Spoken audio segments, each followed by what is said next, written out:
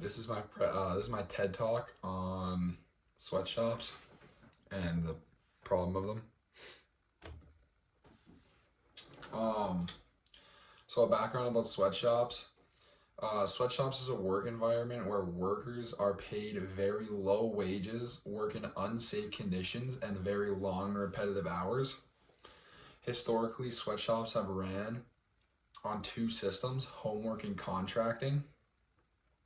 In the homework way, families were paid to do small jobs at home or houses turned into mini factories. In the contracting system, workers or teams agreed to do jobs for a set amount of money. Sometimes they did the work themselves, but often passed the jobs on to others for even less pay.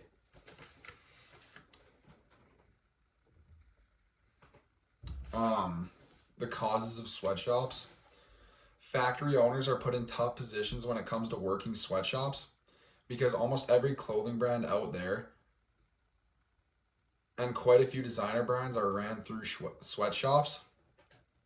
Sweatshops are caused because they are exploiting workers who are in tough spots financially and are in no position to stand up for themselves or what's right, even though they know working there is wrong, because they need a job. And that they're not making enough money to take care of themselves or their family, so they kind of have to work there because they have no other option for jobs. Solutions to sweatshops. I made some solutions to sweatshops. Better wage. Pay people what they deserve to be paid, especially if they're working these long repetitive hours, and especially in unsafe conditions. Make work conditions safer. Making the work conditions safer could increase people wanting to work there and work harder if the conditions were safe and they were getting paid more. No child labor. Only hire people who are of age to be working. And this could also leave room for wage increasement if they're getting rid of paying some people. Make hours workable. If they would change hours around and do night day shifts or something like that, then they could be making more money and be doing work more efficiently in safer and better environments.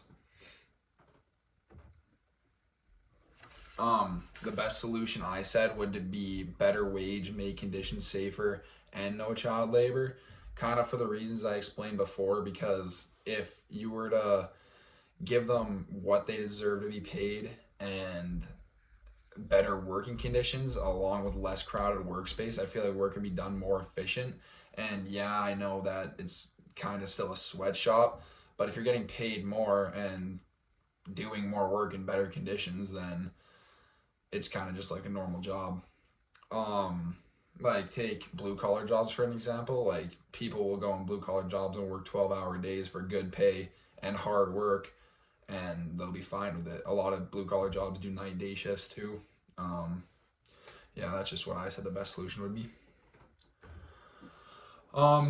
Now for my persuasion to the class, a lot of people don't realize how messed up and how frequent sweatshops are used today. It's kind of just blowing behind.